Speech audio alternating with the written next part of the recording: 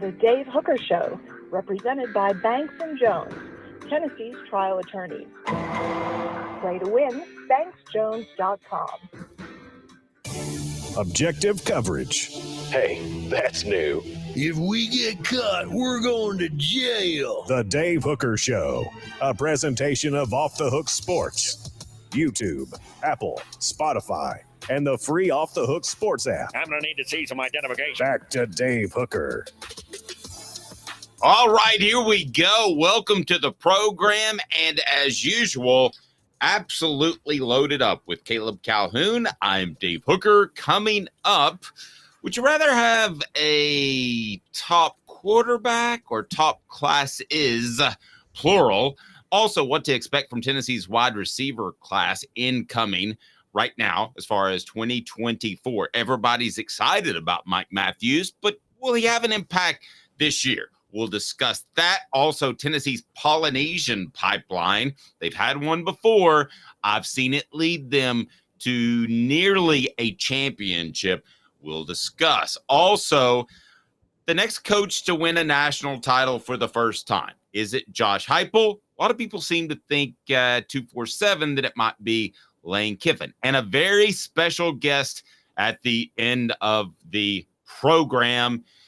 I'm just going to say that he's a former Vol and can provide a lot of insight a little bit later. So you've got to hang tight, and he will be with us a little bit later in the program. First, I need to admit that I'm somewhat of an idiot. Caleb Calhoun, how are you, sir? I am good, but now I want to know why you're an idiot. Okay, so I go to the gym yesterday, and please hit the like and subscribe button. We greatly appreciate that. I go to the gym yesterday. First guy comes up to first gentleman, and he, I'm not going to name him because I don't want to, I didn't ask if I could name him. So, but anyway, he's played in the major leagues, played for the Mets. So he knows athletes, right? And he heard my comparison of George McIntyre to Patrick Mahomes. And first thing he says, he's just the funniest guy. He goes, Patrick Mahomes, eh? And I'm like, oh, man, that didn't read right. So I want to clarify a couple of things. I think that George McIntyre gets away with some things that other quarterbacks can't get away with, like turning his back to the line of scrimmage, like the 360 sort of thing, like throwing off of one foot. That was my comparison. Caleb, I'm not predicting that George McIntyre will be the next Patrick Mahomes. At least I hope so, right? No, I don't think you're predicting that. George McIntyre, what you're talking about is because Patrick Mahomes is this. I mean, he's almost like the scripted prototypical quarterback for the NFL now in terms of, because Josh Allen fills the void too. Big arm, beautiful touch on the throw, but also quick feet. So think I guess would be like Tyler Bray, but with quick feet is the way the NFL quarterbacks are now, right? With a little bit of fluidity. Exactly. Yeah. I don't think that the thing about McIntyre, though, is he breaks so many rules. Now, I will say this. I do not know if that's because of the level of competition he's playing or if he's that athletic. So some people brought that up to me yesterday as well, which is very fair. No question. We're going to have our special guest. Hang tight. I don't know why he's bounced in there. Hang tight with me. We're 11:30 Eastern, 10:30 Central, if he can hear me there. But we have a fantastic connection. We know that. So let's go ahead and get rolling now, as it is time for today's tough question.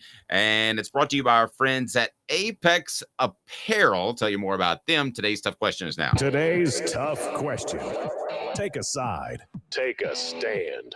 The Dave Hooker Show, a presentation of offthehooksports.com. All righty, and we dive right into it, and it is, would you rather have a top 5 class, or would you rather have 4 top 5 classes or 0 top 10 classes, but a generational quarterback? In other words, would you rather be what Georgia has been lately in recruiting? Now, I think Carson Beck isn't a generational quarterback, but he's very, very good. So let's kind of turn it back a little bit and think about what they have had. And we're comparing it to Tennessee, who I believe has a generational quarterback. So that's today's tough question, brought to you by Apex Apparel Group. If you own a business, you can design, brand, and market your way, unique products to promote your business. Your apexapparelgroup.com, your apexapparelgroup.com, 865-919-3001, 865-919-3001. All right, what say you? Because you came up with this concept and this take, and as good of an idea as it is, you're absolutely wrong, Caleb. But go ahead and throw your opinion out there, and let's see if anybody agrees with you, which they won't. With Josh Heupel as head coach, I'll take the generational quarterback and 0 top 10 classes on the roster over 4 top 5 classes without the generational quarterback because of Josh Heupel. If Kirby Smart is head coach, I'll take the 4 top 5 classes. But with Josh Heupel as coach, I want the generational quarterback and 0 top 10 classes. I'll take that over 4 top 5 classes any day of the week because I think Josh Heupel's approach, his system is so heavily dependent on the quarterback that they really can make up for so many other things. Now, I was a bigger, it's funny, as I say this, I was a bigger Joe Milton defender than you were this past year because I do think there were a lot of other internal problems with Tennessee that kind of held Joe Milton back. However, that was still an indictment against Joe Milton because he wasn't good enough to make up for those deficiencies. I think given Josh Heupel's system, Nico Iamaleava, you could put this could be like when Peyton Manning had Pierre Garçon and Austin Collie as his top 2 receivers. Remember that year, Dave, in 2010? Barely. My goodness. You're like an encyclopedia. Well, Peyton should have won MVP that year over Tom Brady. That was your Tom Brady threw 36 touchdowns and 4 interceptions, and Peyton Manning had like 32 and 16 interceptions. Peyton still should have won MVP. Austin Collie was his go-to receiver. Come on, guys. Okay. Now, I think Tennessee's offense is basically like that. You could have the caliber at the relative to the college level of an Austin Collie as your go-to receiver. And if you have Nico Iamaleava at quarterback, you can still be great. The caliber of Donald Brown as your running back, which Peyton Manning had as his running back that year. And you can still be great. Okay. Now it's up on the board now. So we want you to vote right now. So you can go ahead if you would like to, Caleb, and read the question as I wrote it out on our YouTube page. And we always will get your comments on our chat board. You certainly know that. So go ahead and give me a read on the question as I wrote it out, and then we'll have some more interaction, and I'll tell you why you're right most of the time, but you're wrong this time. Okay, so the question, would you rather have a generational QB, in parentheses Nico, or more talent, in parentheses 4 top 5 signing classes? And everybody, all the voters, you voters are wrong. Y'all just don't know ball. Sorry. Because right now, upgrade the roster is winning. I need more talent on the roster winning. It's early. It's early, so let's see where the voting goes. Here's why I would rather have the top 4 top 5 classes, because I'm going to have at least a pretty good quarterback, right? I'm going to get at least a 4-star quarterback, right? I mean, I'm not going to have you're talking about extremes. Stetson Bennett transferred away from Georgia, played for a while somewhere else, and came back. So that's basically the scenario we're talking about, but had a ton of talent around him.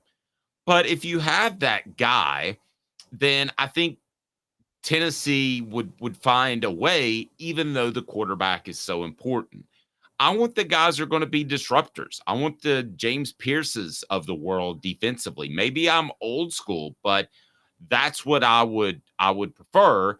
And Alabama did it with a lot of bad quarterbacks as well. Click that like button. Take 1 second. Click that like button. We appreciate it. If you haven't subscribed to this point, we would really like for you to do so. Big day on the show yesterday. George McIntyre and a bunch of recruiting news let us off. All right. Do I get a Zach Merklinger? Or Jake Merklinger. You keep confusing Zach Mettenberger and Jake. Dave loves the Les Miles era, guys. He is a big Les Miles fan. Yeah, I'm not. Okay, Jake Merklinger. I don't know why I call him Zach. Jake Merklinger. You want Les Miles to coach Tennessee. It's okay. No, I don't. Do I at least get a Jake Merklinger? Yes, you can at least get a Jake Merklinger. Okay, then I've got to go with the talent all around. Dylan, give me a hard time on the message board. Titans legend Zach Mettenberger. I've got to go with that reminder, Dylan. Dylan. I've got to go with talent all around. Dylan also says on our message board, Drew Lock wasn't a generational talent, and he looked like Texas's Vince Young at Mizzou under hype. What do you say about that, Caleb Calhoun? Actually, that's a very good. Let me address that. It is Okay. true. One of the arguments that you guys can bolster is that Heupel quarterbacks, it doesn't matter if they're generational. They're because of Heupel's system, they come so close to hitting the ceiling anyway that like the ceiling of what's possible, humanly possible for a quarterback, that it doesn't really matter. I'm going to tell you guys, I disagree. I actually think there is another level that a quarterback in Heupel's system could hit beyond what Hendon Hooker and Drew Lock hit. I think there is another level that and I know that's crazy, Dave. I know that's insane because we all saw what Hendon Hooker did 2 years ago. But am I crazy to say that there's another level a quarterback can hit in Heupel's system that hasn't yet because he hasn't had a generational quarterback? I think there is. I think you could see a quarterback complete 75% of his passes, throw for 60 touchdowns and 2 interceptions at one point in Heupel's system. I think you had a limited quarterback last year, which bolsters your point. I'm all for the discussion, so I'm actually supporting your point. I think you were limited at quarterback last year. Levi, who I certainly appreciate you posting this, Caleb blasted Milton all year and changed his tune a little at the end of the year. I didn't blast Milton all year. No, see, I was going to say that was me. Yeah, I think you might have gotten us confused. I did grow a beard for a moment, and my hair's changing color, so maybe you thought I was Caleb. I was the one who didn't think Joe Milton could play from the beginning, and I think it proved out to be true, and nobody else was telling you that in August, okay? I'm going to bring you every bit of honesty and truth, and then when I tell you that Nico is going to be very special, you know that I mean that. I'm not just throwing that out there for the sake of.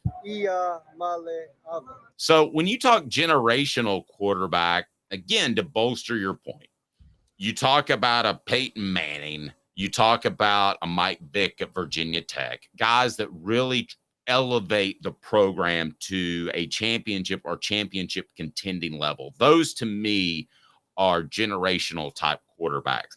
So my question is, do you get the impact of the recruiting after the generational quarterback? Because if so, you might actually make me change my tune. I wasn't even thinking about that with the question, but yeah, we'll throw that in there. I hate Caleb. Okay, now Caleb's right. So this is now Caleb's right. You remember this? You remember this when Johnny Manziel was at Texas A&M? Didn't Kevin Sumlin land 4 straight top 5 classes after that? Now he didn't do anything with it, but he did recruit well after that because of the Johnny Manziel effect at Texas A&M for years. I don't know that it was 4, but it was way over expectations. It was 2 or 3. So I'll roll with you on that. I guess sort of. I don't want to admit it, but I think Caleb's changed my mind. What happens to total random question? Think about this big what if. What happens to Mike Shula's career at Alabama if Tim Tebow goes to Alabama? You don't think he has a residue effect of helping Mike Shula get Nick Saban style recruiting classes in the future? Yep. And Shula stays? That's fair. And Dylan actually is on top of it because I actually accidentally stole your point because I hadn't scrolled down far enough. General Nealon says, I want a 97 defense all the time. A walk-on quarterback can win with that. But now Tennessee had a generational quarterback and didn't win it that year. Yeah, maybe he means 98. So let's look at 98. Now, I don't think T. Martin was a schlub at all, okay? But I do think that the offensive coaches cut back on the playbook significantly, just I can't even describe it. I've talked to David Cutcliffe about it. Now, T. Martin was frustrated because he wasn't allowed to do more during that year. Understandably so. He thought he could do more. But regardless of it was the quarterback or it was the coaches, they were dialed back a little bit and won. Same thing this year. You dial back the offense a little bit, but Tennessee's not as talented on defense. Have we come basically to the resolution that you can win both ways? Oh yeah, you can absolutely win both ways. Okay, I just think with Josh Heupel, let me ask you this. Let me ask you this. Can Josh Heupel win both ways? No. Josh Heupel needs the generational quarterback. He absolutely, because the system is built around the generational quarterback. Tennessee's not going to win without the generational quarterback. Josh Heupel needs that generational quarterback to win. And because, guys, you guys can bring up Drew Lock and Hendon Hooker. I'm sorry, Dave. Am I crazy? I don't consider Hendon Hooker generational. Do you? I consider him good. No. Very, very good. Casey Clausen, Eric Ainge. Very good. Right. Very good and played in the perfect system. We've never seen Josh Heupel with a generational quarterback, have we? Ever to coach with. And this is, and for those who don't think there's different layers to this, there are. Okay, just to give you an example, Spurrier was a great offensive mind, but Danny Warfel did take Florida to a level that Shane Matthews couldn't take him to, didn't he? There was a difference between the two. Yeah, and Danny Warfel in some ways was a generational quarterback for Spurrier's offense. Yeah. I know he's not a generational talent. Is that a reach? Wasn't it just because he was willing to get hit? I mean, wasn't that? Well, he had generational gall to be willing to get hit that much. Also, remember this. The most talented quarterback Spurrier ever had was Rex Grossman. And remember the level that Florida's offense hit in 2001? That it went beyond what Danny Warfel ever did at Florida that year. And had Tennessee not brought on the Prowler package that you brought up, Rex Grossman was winning the Heisman that year easily. So, I mean, that game wasn't Grossman's fault. That game was totally Spurrier's fault. And so, yeah, I think that I think there's a level that we haven't seen hit yet with a generational quarterback. And I'm thinking Joe Brady, Joe Burrow, Gus Malzahn, Cam Newton, Josh Heupel, Nico. That's a good one. Cam Newton. Auburn didn't have top 10 talent at all on that team. They were a below average SEC team. That's your best argument is Cam Newton, right?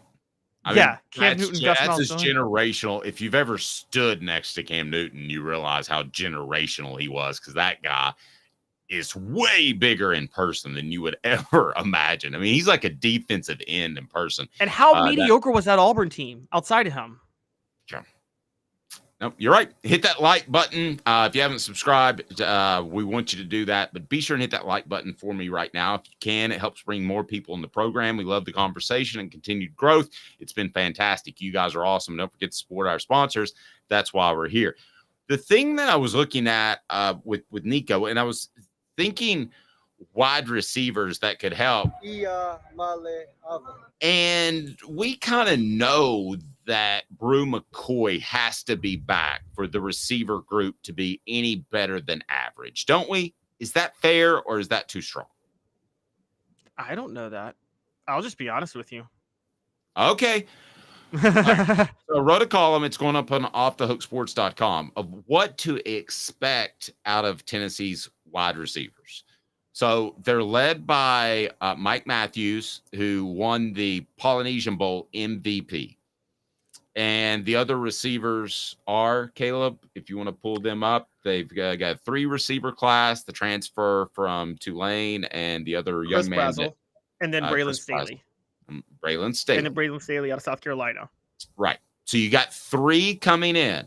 I'm going to predict that none of them do much of anything, that they don't have as good of a first season as Squirrel White had at Tennessee. And I'm going to tell you why. But first, Caleb, give me your thoughts on that. Am I absolutely right or wrong? And then I'm going to tell you why it's not a bad thing. Go ahead. No, I think you are. If everybody's healthy, I think I agree with you. And I wondered if I agreed with you for a while, but I think you're right. And I think you're right because I think Josh Heupel, you're right because of a reason I'm wrong, which is I thought I was out on Dante Thornton middle of the season, but I think healthy Dante Thornton and healthy Brew McCoy occupy those 2 wideout spots. And I think Squirrel White is back in at the slot. And Heupel doesn't like to go that deep at receiver. And what he does prioritize is, I'm going to be honest, guys, when it comes to guys he chose, Heupel prioritizes seniority. Have you noticed that, Dave? He prefers big time. Guys. And big time. That's part of the culture thing. Could it hurt Tennessee? Are there times where they play a B player instead of a B plus player because of seniority? Yes, I believe that. And typically, I absolutely hate that. I think the best kid deserves to play. But sometimes in football, it is 51%, 49%. It's that close. So you're going to go with the older guy. And I get it. And that's part of the reason they have the culture they do that is so, so strong. They weren't going to throw Joe Milton under the bus like I suggested they should in October. So yes, I think seniority plays a big factor. I don't think any of these three guys have an impact this year bigger than Squirrel White, and I'm going to tell you why that's not a bad thing. Brazel he's just played 1 year, so he's got 4 years to play 3. The other two guys are freshmen. You can bring them along. I like Brazel in a lot of ways better than the 1 year wonder that Brew McCoy was supposed to be. And it turns out Brew McCoy's been a great leader and an all-around good player. But I like the idea of a guy that you see flashes on in the college level that has multiple years to play, as Brazel does. But I don't expect him to step in, even though the three are going to participate in spring practice. I do not expect him to step in and have a huge impact year one at all. Your thoughts, brought to you by Rick Terry Jewelry Design, Caleb. They want to be your jeweler looking for affordable game day jewelry. How about the Fire Opals, a Tennessee tradition? RickTerryJewelry.com, RickTerryJewelry.com. Support our sponsors. Caleb, am I wrong? Does it matter if these guys have a huge impact in year number one? No. As a matter of fact, what's going to happen is I'll just tell you guys what's going to happen because Dave knows how crazily high I've been on Tennessee 2024 with Nico.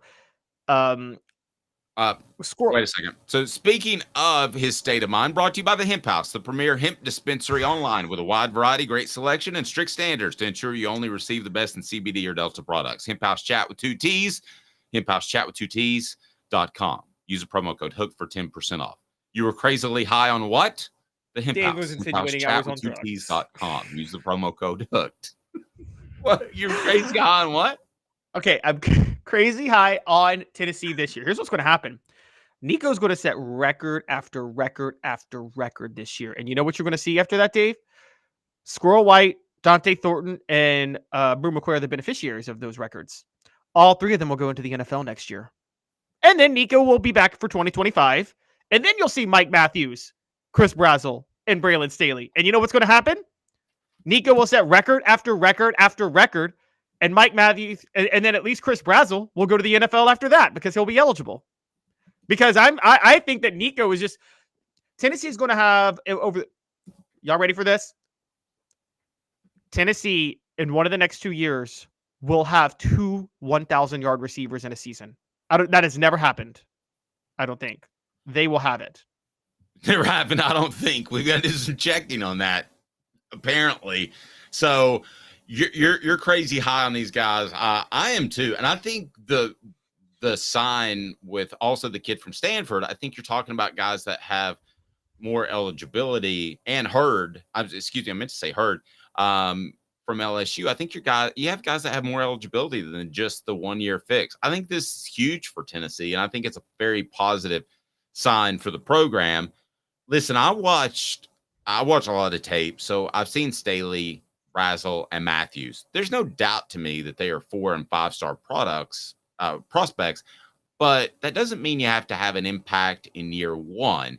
Now, let's compare it to Hurd for a second, okay? And work with me, guys, here on the message board, and just tell me if this makes sense.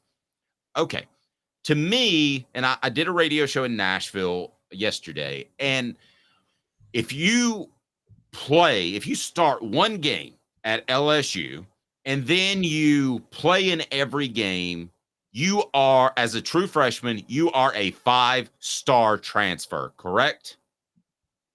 I mean, in the SEC, if you start one game and you play in every game like Hurd did, you're a 5-star transfer, right? Yes. As a true freshman. I don't know that a 5-star transfer could step in and play right away because Tennessee's receivers have got to understand the offense in depth. to keep Nico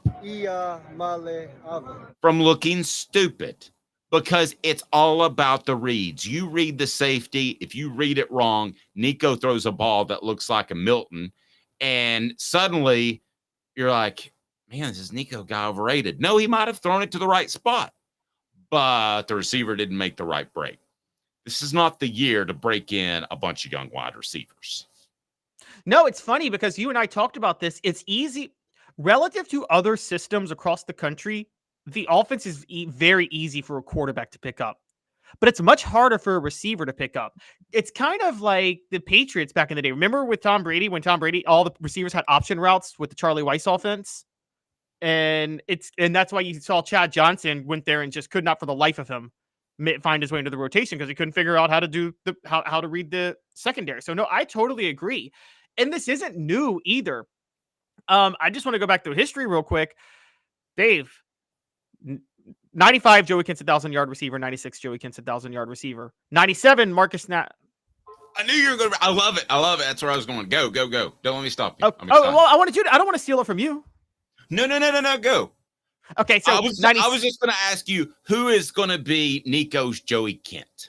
Okay, well, who is going to look a lot better because the quarterback can get drafted higher in the NFL? Sorry, I don't know if that's where you're going or not. Well, it is somewhat, because after Joey Kent, what happens? Marcus Nash comes in and sets the single season record for receiving yards. Now, this is where seniority was a big thing. I randomly watched the 97 Tennessee Texas Tech game because it was on YouTube the other day and I saw it. And I didn't know this, but you may have. Okay, it was very clear in the 97 season that Peerless Price was the better receiver than Marcus Nash. Very clear, I think, to a lot of coaches. And you probably knew that watching then, right? That Peerless Price was better than Marcus Nash as a talent. Oh, yeah. Yeah. But Peyton Manning was in Marcus Nash's wedding. They were very close. And they were very close. You bring it up for chemistry purposes. They made Marcus Nash the number one receiver over Peerless Price, even though Peerless Price was the better receiver. And also a bigger target, and Peerless Price was more of a deep threat. So maybe Nash gets a few more opportunities. And I believe, correct me if I'm wrong, that Peerless got off to a bit of a slow start in 98 because he suffered an injury in spring practice, and everybody. Peerless balled out immediately in 98 with T. Martin. I mean, he was the only thing. Okay. He had 2 touchdowns in the Syracuse game. Man, you would think the guy that wrote a book about it would know that. Yeah, you're right. You're absolutely right. As a matter of fact, he was the only guy that T. Martin could complete a pass to his first 5 games of the game. That's true. Maybe I need to go back and read my own book. You can purchase it below and discounted prices, autographed copies from players as well. Relive the greatest season in Tennessee football with behind-the-scenes stories about the 1998 National Championship team. Click below for Celebrate 98, the untold stories behind the Tennessee Vols 1998 National Championship, available in soft and hard copies. Hit the like and subscribe button if you hadn't done that to this point. Elias just said 2021 Ohio State had 2 receivers go for over 1,000 yards. Then I want to talk tight ends. I didn't say it's never been done in college football. I asked if it had been done in Tennessee history. I don't think it has. It has. They've only had 2,000-yard rushers once, and that was 2004. You covered that team with Gerald Riggs and Cedric Houston. Yes, and it's true. And I don't think it's the 2 most talented running backs they had. I think it just worked out that way, to be real honest with you. And they were very equal. I don't think one was a lot better than the other. Well, they also had some pretty good offensive linemen that year with Scott Wells and Alberto Iana and Michael Munoz and Aaron Sears.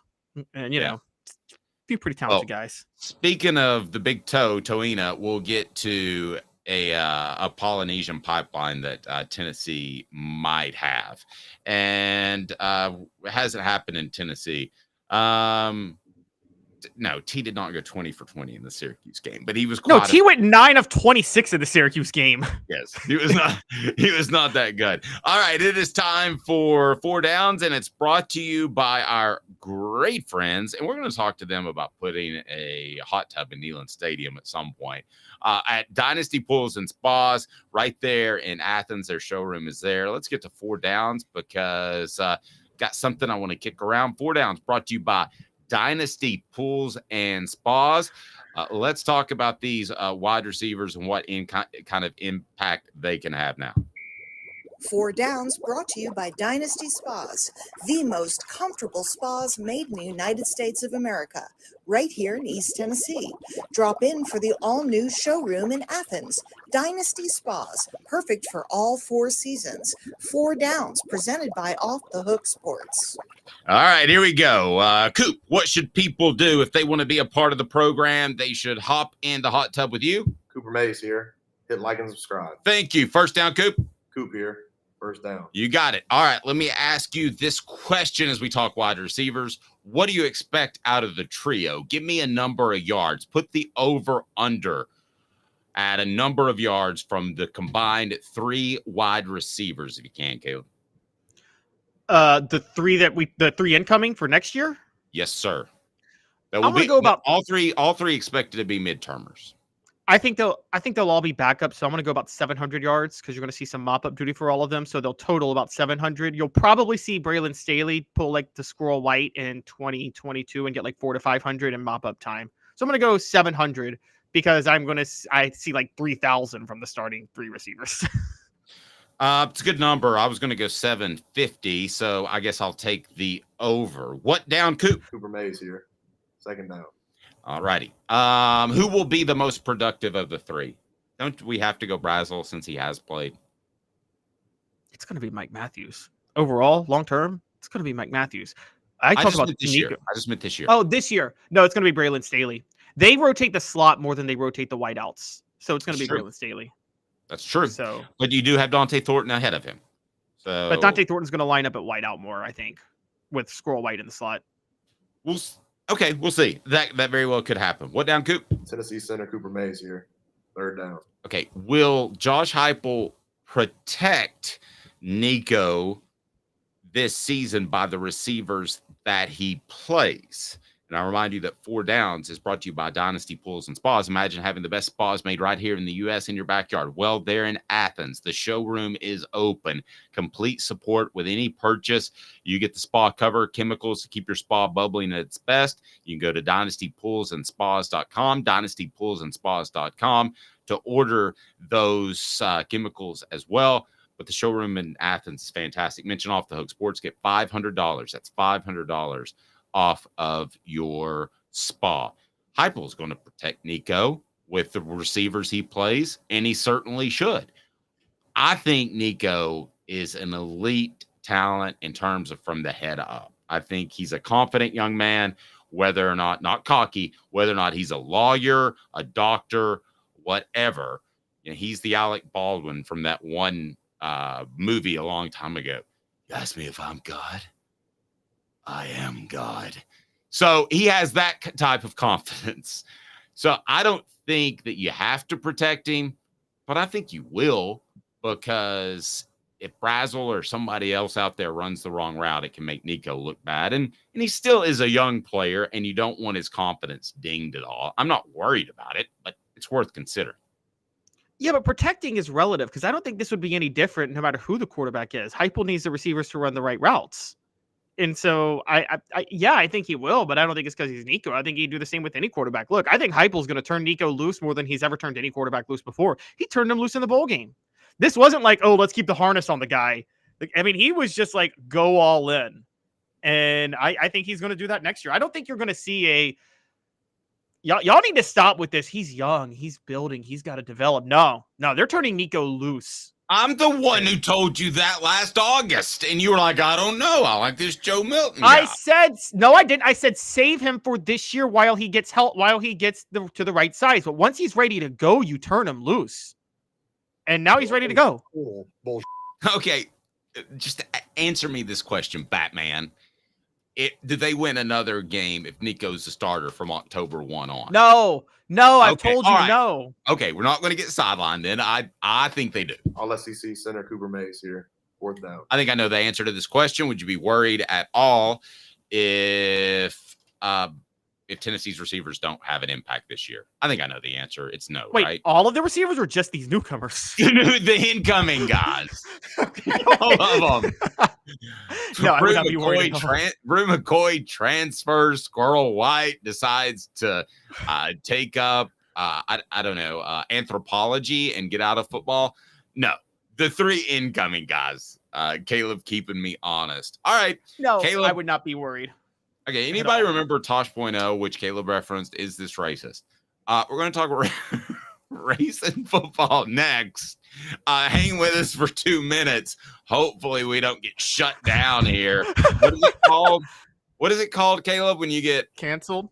Canceled. Yeah. Hopefully we don't get canceled here in 2 minutes. Hit the like and subscribe button. But I'm going to tell you why a certain ethnicity has been great for Tennessee and will continue to be. Stay tuned. 2 minutes off the Hook Sports. Sun, sand, and salt water, the beach is a very relaxing place. Unless you wear contacts. Ow!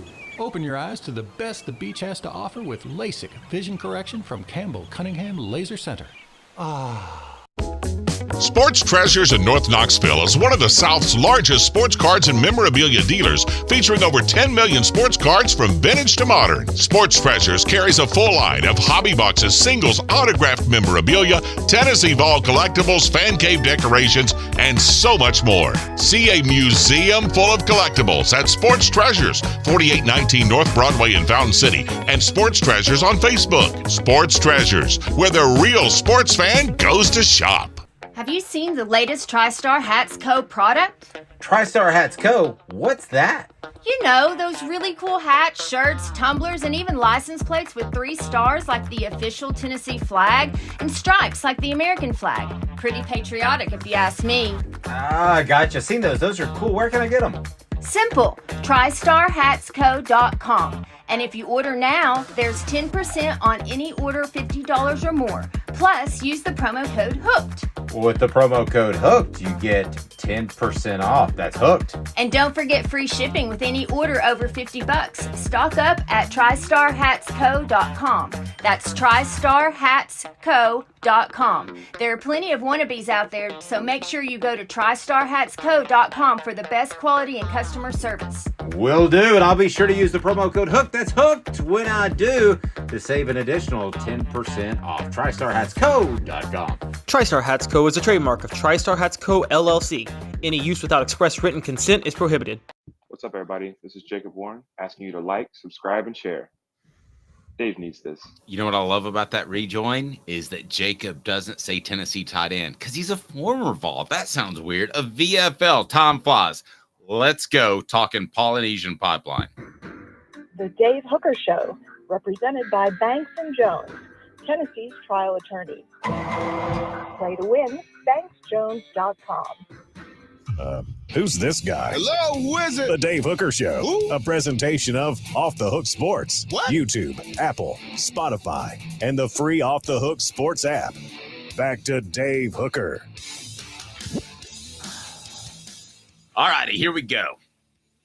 Hopefully not to get canceled.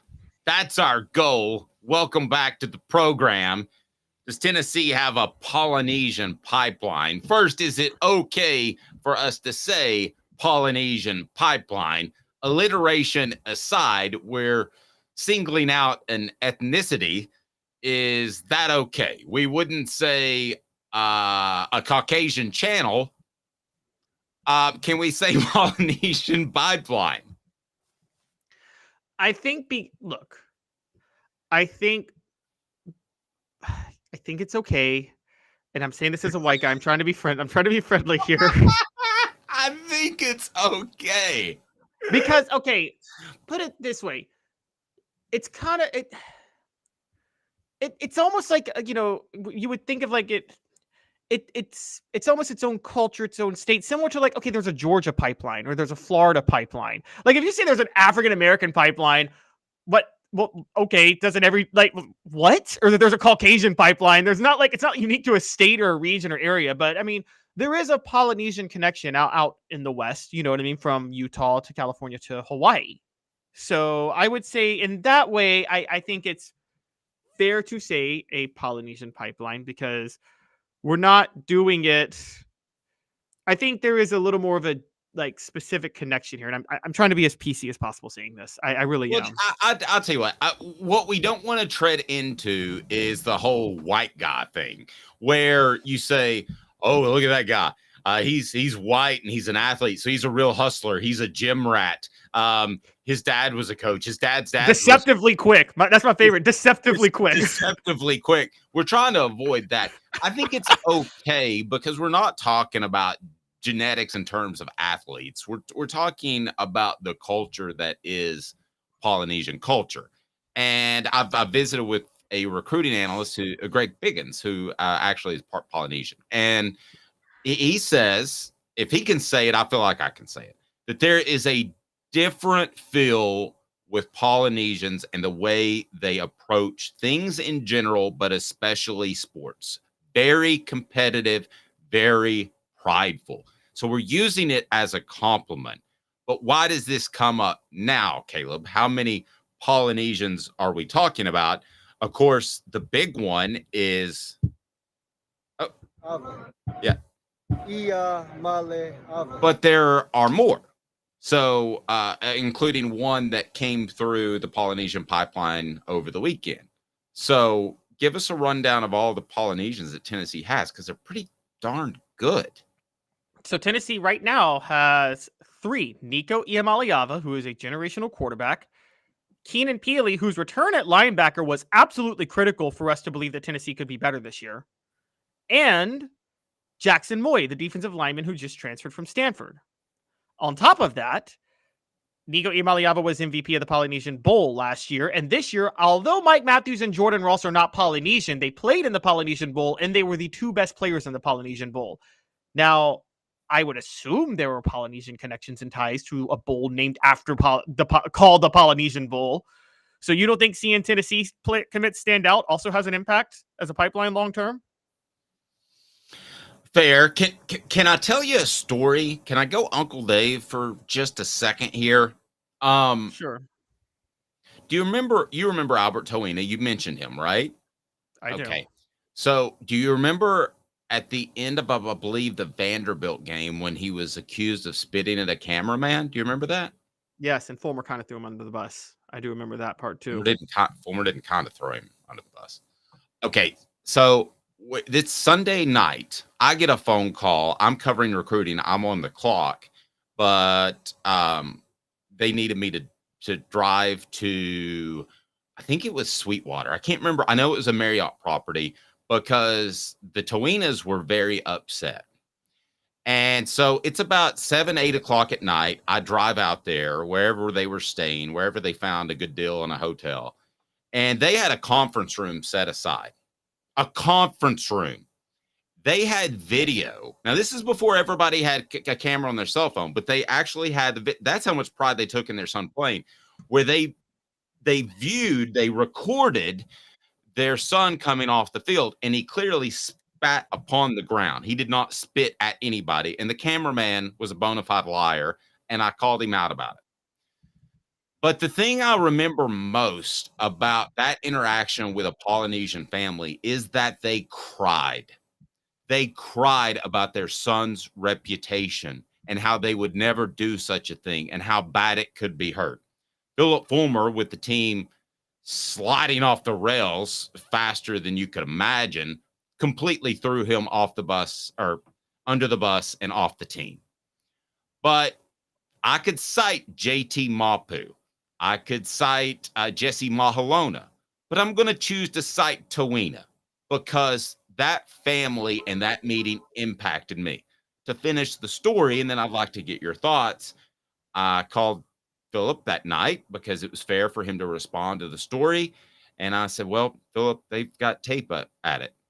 He goes, what's on it?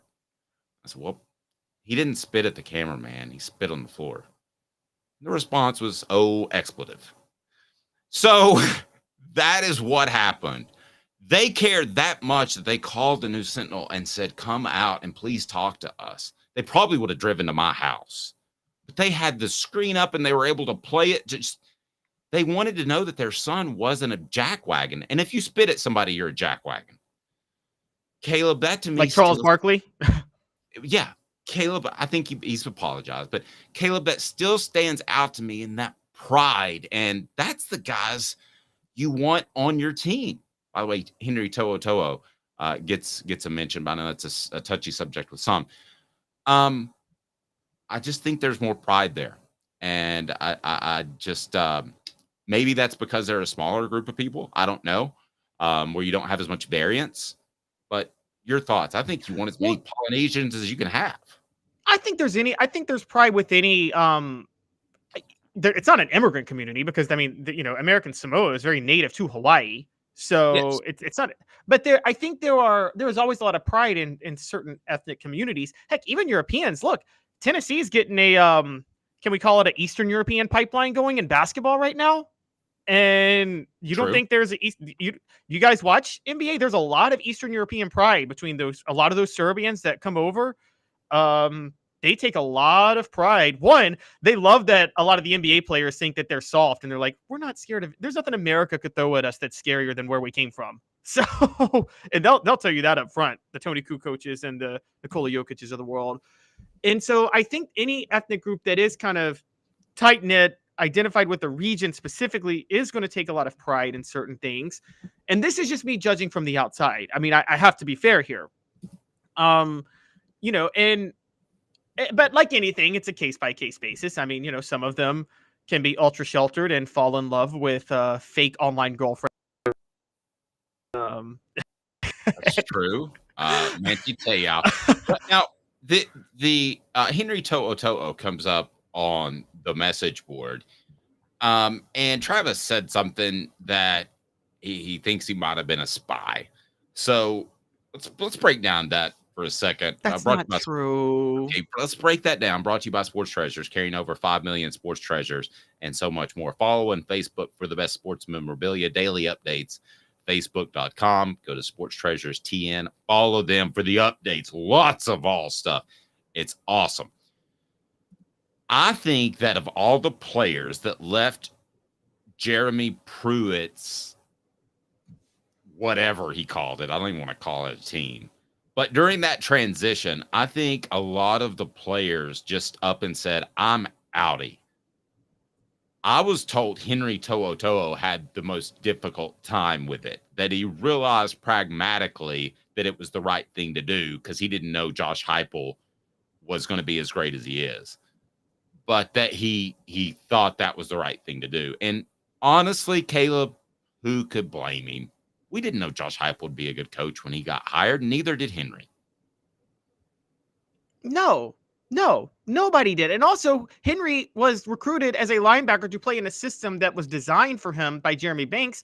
Josh Heupel, if you're a defensive player, you want to stay in a similar system, right? You're going to look at Alabama or Georgia in that regard. So I'm not about to sit there and knock Henry To'o for what he did. He was thinking about his future, and I can't blame him for doing what he did and transferring elsewhere. I think that's you got to think about players thinking about their future. I will say this, Dave, I thought in a similar way, it's funny because we have him on the show regularly, but I will defend his brother.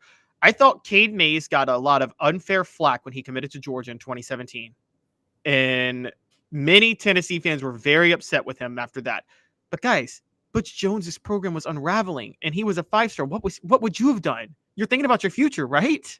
And so, and I think to this day, Cade Mays has been treated unfairly for that decision, honestly. And I've been a big defender of him. And I'm the same with Henry To'o for the other way, going to Alabama.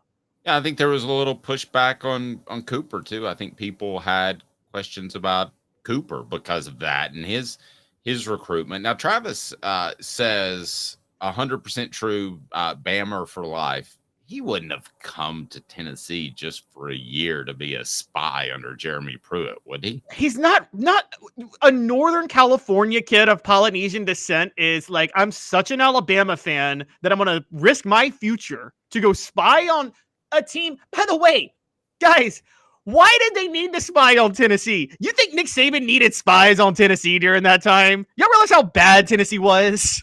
Well, but to Travis's point, does it undermine our Polynesian pipeline argument at all? Even a shred that he would transfer? No. Because we're talking about the loyalty and the dedication to the craft. Just a little bit. A little bit. No.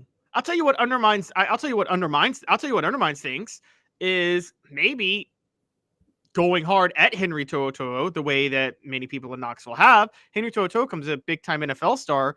Look, there is now it's changing, but for a long time, the Polynesian stars in the NFL have kind of been the arbiter over, the advice givers to up and coming Polynesians. Their word is taken seriously. Marcus Mariota's word was taken seriously by a lot of Polynesian quarterbacks trying to come up, and you don't want to necessarily. I'll tell you this, Tennessee fans, what could kill the pipeline is if you guys keep going at Henry To'oTo'o, because you don't want him speaking ill of Tennessee to other potential Polynesian players from Northern California. Okay, let me ask you this. Dylan says, I'll be honest, I loved Henry while he was here, but him leaving in Alabama and having a whole social media about it being business killed it for me. To me, he was trying to clarify that, and I appreciate your perspective, Dylan. I do. Please hit that like button, guys, the new people that have jumped on board. Travis is just joking. So he says, calm down, Caleb. But what is Henry To'oTo'o supposed to play? It's supposed to say, it's not like he's saying, I'm taking my talents to Tuscaloosa. He didn't call a press conference and make a big deal out of it. Yeah. He just sent out a social media push.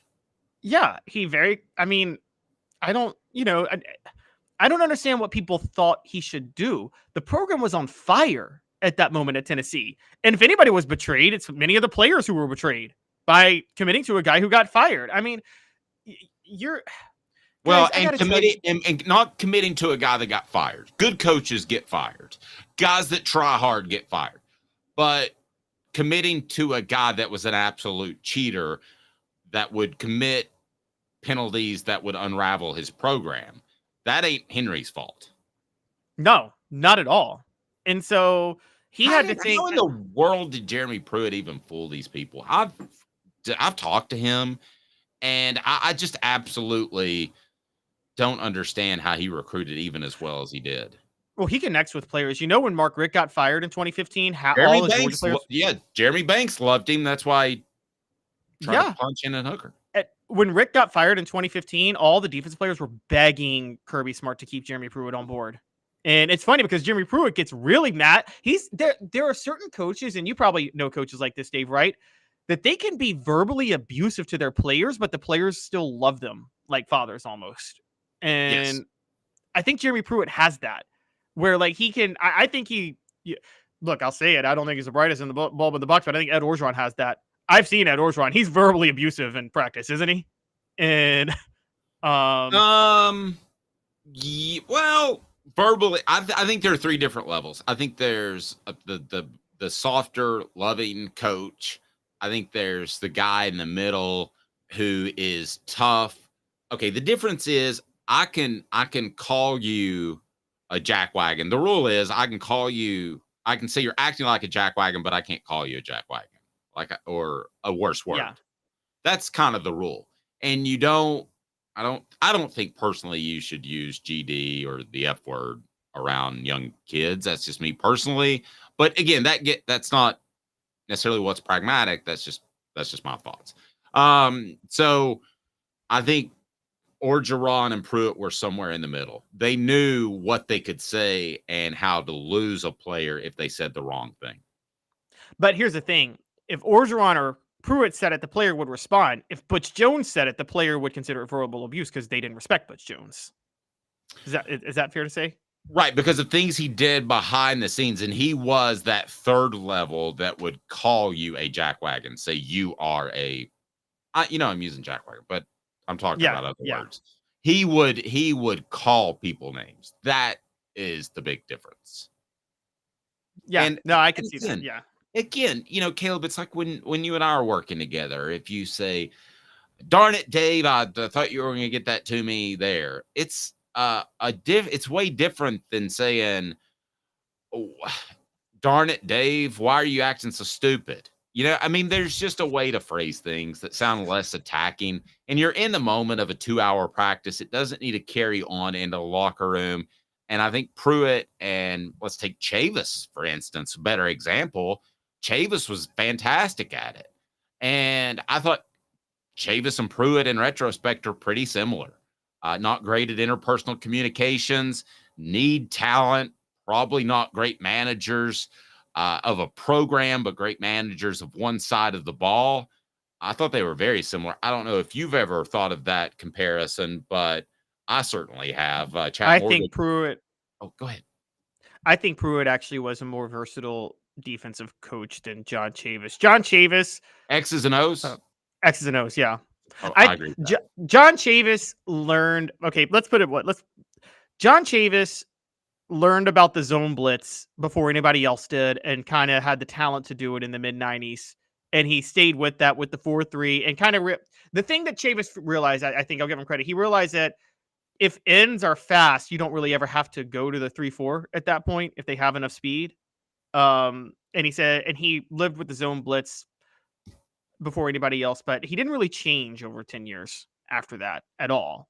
Whereas I think Pruitt's 3-4, Pruitt comes from the Saban, which Pruitt's 3-4, Saban's 3-4 guys. It's actually, even though it's a 3-4, it's rooted in the cover 2 schemes of the 80s, the Tampa 2, actually, funny enough, even though there's a lot of man and edge rush that goes on, because that's what Saban was a disciple was. It's much more complex than the defense. You cover Tennessee's defenses, Dave. They were not that complex. It was blitz a different guy here or blitz a different guy there. No, I'm completely with you on the X's and O's part. John Chavis, I didn't particularly get along. I don't say this because I've got an axe to grind. I don't. I think he had to have talent, period. End of discussion. He had to have a whole lot of talent.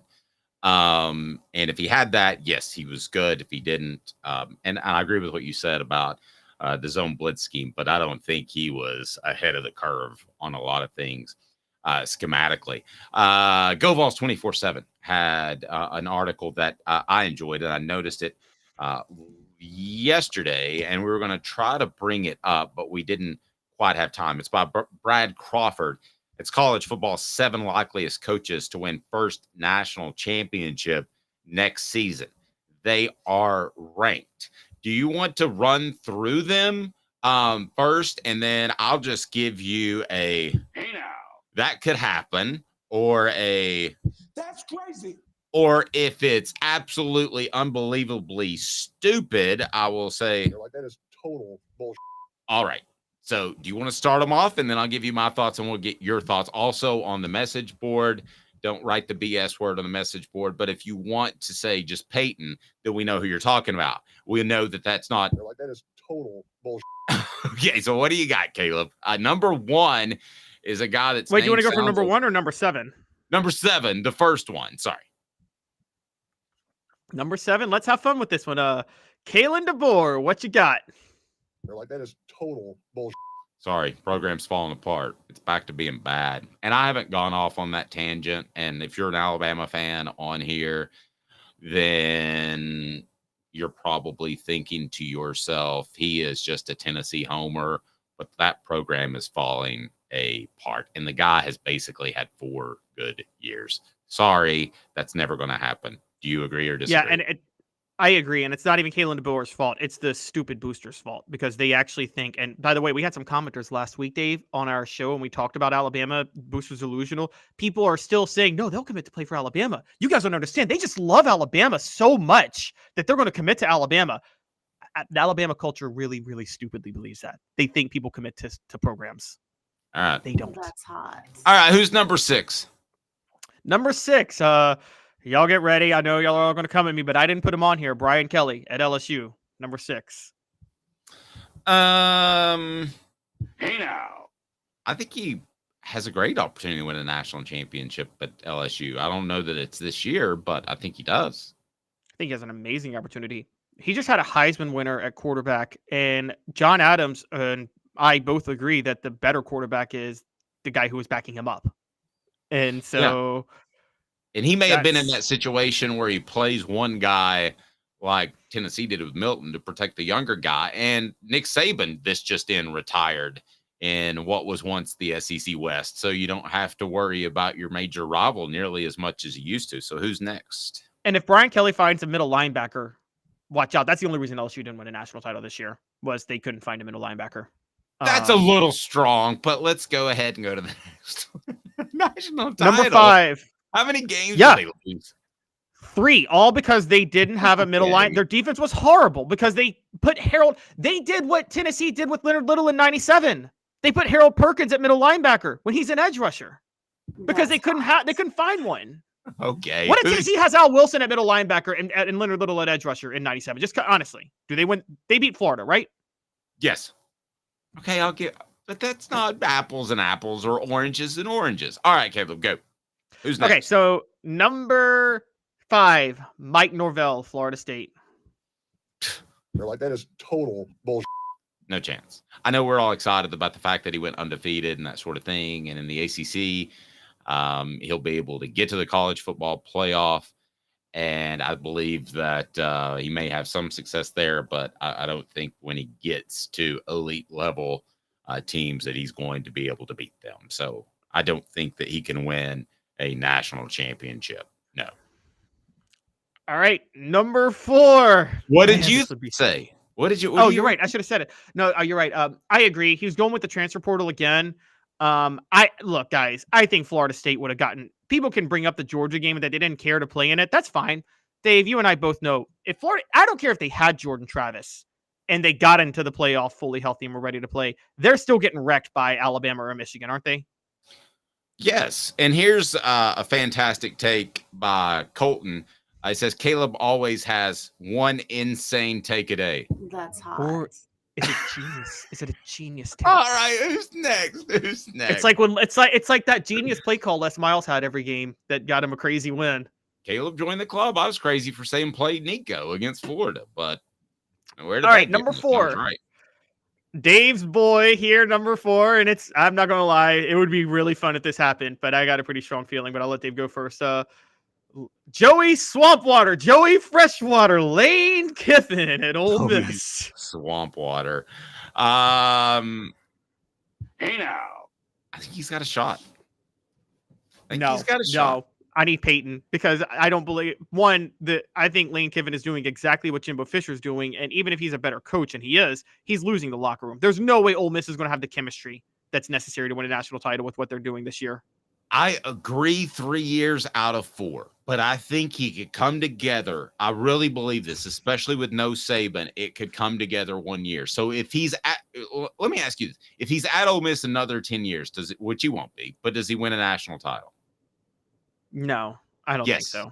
Yes. All right. Okay. Now I'll give you this. I will give you this. There is sometimes, and you know this, Dave, as a Cowboy fan, but the Pistons of the 80s too. There is some times where you are a team of a bunch of bad boys that have all these problems, and you kind of bond over the fact that you have 1,000 problems, and it makes you good for a year, and then it unravels after, right? Yep. And I think that's exactly what you're talking about. Or his best friend, one of his best friends at Orgeron, kind of did the same thing at LSU, right? Yeah. Did they bond over problems, or were they just that loaded with talent? The Miami bonded over having problems in the late 80s, early 90s. And so did Florida State, Free Shoes University. All right, so what coach is going to be the next to win their first national title? By the way, I think it's 3,500 to 1 that Tennessee wins the national title this year. Is that what I saw on the message board? All right, who's next? Who is next? And we're not talking about this year necessarily. We're just talking about the next coach to win a national title. Will they do so eventually? Win the first. Dan Lanning at Oregon. You suck, you jackass. That's not happening. Okay, Sorry. I'm kind of with you. I'm just gonna go. I think they had a great year. They got lucky with Bo Nix, but who had a lot to prove. I just don't. I'm having trouble seeing a non-SEC or non-Big Ten team, guys. Am I being just biased out there? Well, Oregon is a Big Ten team. Well, that's right. Okay. But they're not the power football Midwest sort of teams. You know what I mean? But a lot. Outside of Ohio, I never believed in the upper Midwest power football because they're usually slow. Like that's why I never thought Michigan would actually get over the hump because Michigan always struck me as a very slow team. Now they got me this year, but okay, outside of Michigan, Wisconsin has always been slow. They can't find receivers to save their life, and you can play power football, but if you don't have athletes on the outside, it's useless, isn't it? Okay, but on the flip side, how's Oregon going to get the Aiden Hutchinsons of the world? How are they going to get those guys? Nike money. No. They can't do that. Nike is also in business with 40 other schools. They can't give, because you brought up the Nike money recently, and I wanted to do this for a different segment. I forgot about it. They can't give Oregon too much money because Ohio State's a Nike school. So they would. Yeah. I get so that's fair. We always think they could write a blank check, right? And just Phil Knight himself could write it out with the children in Asia. They can figure it out that are slave labor. But I don't know that that's the case after talking. Well, wait, can't Phil Knight just write a personal check though? Not Nike company, but Phil Knight himself as just an individual booster. Be like, yeah, I'll throw some money. It's a public university. You're going to know where it came from. And if I'm Tennessee, I'm not going to be or particularly a Big Ten team. I'm not going to be happy if I'm a Nike school. Well, what I will give you is this. A school is never successful if they have one major booster. You need about 5, don't you, Dave? You need about 5 billionaires to be funneling your money, right? Yeah. One is, no matter how rich they are, it's not enough. Yeah. Okay. So I actually agree with you with Dan Lanning, though. Also, Dan Lanning got outcoached by Kalen DeBoer twice this year. Oregon had the better team than Washington and lost both times because Kalen DeBoer outcoached Dan Lanning. So there's that. And he fights for clicks too much. He tries to go viral way too much on social media. Do you ever notice that? And so kind of goofy. I've not. He did that. He tweeted that video of himself staying at Oregon last week before he was even offered the job at Alabama, and did this whole promo video of him staying. And earlier this year, he's like, Colorado's fighting for clicks. We're fighting for wins. But you said that and then promoted it. So you were fighting for clicks in that moment. Remember that?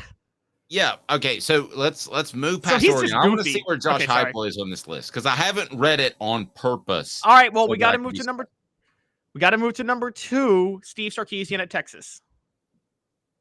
Are you telling me that Josh Heupel might be number 1? Don't give it away. Don't give it away. Steve Sarkisian at Texas. Hey now. He will win a national championship at Texas. Nope, he won't. I don't think he's smart enough as a coach. And I think it's for the same reason as Elias said about my Lane Kiffin question. The condition of him being there for 10 years predicates a lot of success. I think that Sarkisian has already had some success, so he has credibility. They'll continue to grow that program. I think at some point over the next 10 years, he'll win a national championship at Texas. Wrong, he won't. But okay. Okay, but I can't wait to see who's number 1. Is Josh Heupel actually number 1? No, number 1 is somebody who will never win a national championship too. And it is Ryan Day at Ohio State. Josh Heupel's not on the list. But we'll get to Josh Heupel. Let's start with Ryan Day at Ohio State.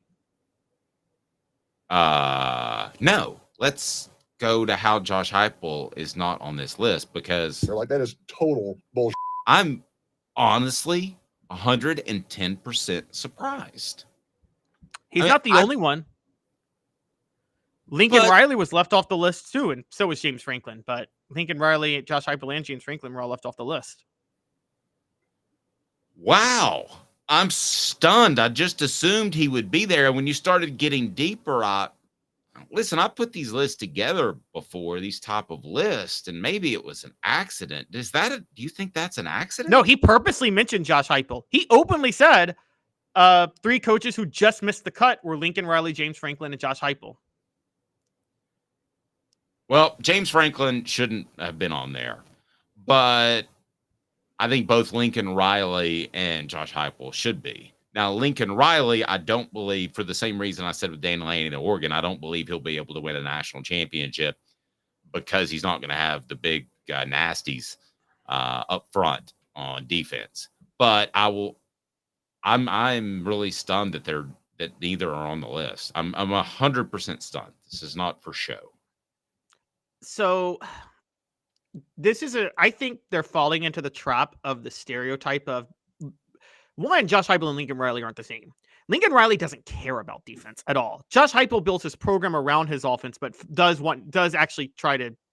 to build a defense that complements it, if that makes sense. I totally agree. They're not the same. I didn't mean to lump them together because they're just up tempo. Okay. Yes. I didn't want to do that, but there is the similarity in that they're young coaches and listen, if you produced a Heisman Trophy winning quarterback, aren't you an elite coach? Lincoln Riley's produced 3. Baker Mayfield, Kyler Murray, and Caleb. No, because I think this is why they don't think he'll win it. Basically, what they're seeing with Lincoln Riley, here's what they're saying. If he hasn't won it yet, he's not going to win it. Because he's constantly had Heisman quarterbacks and constantly his defense cost him in the playoff. And so because of that, they're saying he's never going to win it. Now, that's unfair, and they're applying that to Josh Heupel because most people see Josh Heupel as just another Lincoln Riley. And do you think association by offense is the problem? Yes, I do. I think association by offense. They think that if Lincoln Riley can't win it, Josh Heupel can't win it because Josh Heupel has the same defensive issues. That's a stupid way to look at it, I'll be honest, because you and I both know, Dave, that most of the defensive woes were more about personnel than his system. Okay? Because personnel, Tennessee got wrecked in the portal from defense. That's where they took their biggest hits.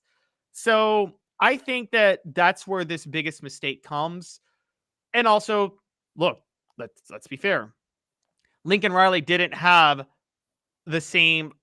Lincoln Riley's always had top 5 offenses. Josh Heupel has every year except this past year. This offense this past year, I think, has more people out on Heupel than we realize. You and I knew it was the quarterback issue, but I think people are thinking that the national experts, I think Josh Heupel's been figured out. Wow. Okay. Let's talk about the one major hurdle. I don't believe that to be the case. As a matter of fact, I could make a strong argument that he did a better coaching job last year than the year before because I think he overcame a slightly inept quarterback. Colton says if Tennessee gets manhandled by Georgia again, I can't picture Heupel winning a Natty or even SEC championship game unless Georgia just starts being Bama and falls apart. At that point, I don't see Heupel being around. I disagree. I think that much like I think that Tennessee can beat Georgia with their offense and the right quarterback and the right spot. Now they're going to have to prove that some of these offensive linemen they're bringing in and some of these defensive linemen in particularly are going to be beasts, difference makers. But Alabama ran the football at Georgia last year and beat them that way. So don't think that just because half of Georgia seems to play for the Philadelphia Eagles that they're constantly elite up front. I didn't think they were elite last year. I thought they were very good, but Alabama ran at them. And Tennessee, I think, is going to have times maybe this year where they can run at them. And then we all know what happens if you walk a safety up into the box. And on offense, Georgia has Mike Bobo as offensive coordinator. So that Who would alone you take can in a help. chess match, Bobo or Heupel? It'd be a checkmate in like 7 minutes for Heupel. Yeah, I am taking. I think that Tennessee's not going to have to play Georgia every year anymore, guys. You're forgetting Georgia's not going to be a permanent fixture on Tennessee's schedule. There's no. Well, they're gonna have to go through them at some point. But it's possible that, what if Tennessee gets to avoid Georgia and then Georgia slips up and loses to LSU or somebody like that, and then Tennessee's not having to play them for the SEC title? That can happen. And I think that, but no, they'll probably have to go through Georgia most of the times. Guys, what happened to Tennessee? Remember, Tennessee 2 years ago with Georgia, with Hendon Hooker. The problem was they didn't have a wideout who was fast enough to beat Georgia's cornerbacks one-on-one. Kirby Smart figured out, I can lock these guys down one-on-one with my elite cornerbacks because they're fast enough to hang with them down the field. Brew McCoy and Cedric Tillman, Dave, we love them, but neither one of them is going to burn you with speed. And now, this is where Mike Matthews comes into play. Mike Matthews is a rare speedster who is also a wideout, who also can win those physical one-on-one matchups. I mean, we're talking, I don't want to say he's this guy. I'm not trying to say, but his profile is a Randy Moss profile. Because what was so unique about Randy Moss was he was a wideout who also could burn you with speed, couldn't he? Listen, I thought my Patrick Mahomes was bad. Are you comparing Mike Matthews to Randy Moss, the greatest receiver who's ever played the game? I'm saying a wideout who can win physical one-on-one matchups on the outside, but also beat you with speed. Kelly Washington before he got hurt. Kelly Washington could burn you with speed, couldn't he? Okay, I like that comparison better because Kelly Washington was only about 6'2"-ish, maybe right around there, I think. And he would torch you, wouldn't he? Randy Moss was about 6'5". I mean, I think a jump ball that Randy Moss can pull in separates him from actually Jerry Rice, who I thought was the best receiver of all time. I would take Randy Moss over Jerry Rice, so I'm still with you. I would take Randy Moss over Jerry Rice. He made Dante Culpepper look good. So, all right. Well, yeah.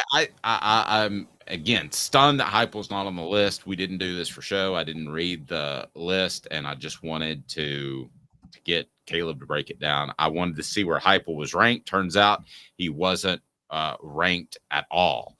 The University of Florida is in a whole big monster mess. Stay tuned. And then our special guest of VFL joining us in just a bit. But man, Florida's in a big mess. Portions of the program brought to you by our friends at Dynasty Pools and Spas. Again, everything with a spa purchase. You get everything. Cover, chemicals, mention Off the Hook Sports, get $500 off. That's $500 off. Dynasty Pools and Spas in Athens, and they deliver. You could have a spa like by this weekend. 2 minutes. The Gators are chomping at the bit. With Caleb Calhoun, I'm Dave Hooker. Got cataracts? We can fix that. Never miss another moment. With a little help from Doctors Campbell, Cunningham, Taylor, and Haun at cctis.com. Hi, I'm Rick Terry, and we at Rick Terry Jewelry Designs pride ourselves in the highest quality craftsmanship from a family-owned business here in Knoxville for over 35 years. At Rick Terry Jewelry Designs, we also take pride in being an affordable option for all your game day accessories, especially those fire opals. At Rick Terry Jewelry Designs, we want to be your jeweler every day and especially on game day. Go Vols! Hi, Mike Davis here with City Heating and Air, reminding you to always dare to compare. Our team provides quality local heating and air service, installation, and maintenance across East Tennessee. We use only the best equipment like American Standard heating and air conditioning for your residential, new construction, or commercial needs. Honesty, dependability, and customer satisfaction have been the cornerstones of our business since 1961. City Heat and Air. Dare to compare.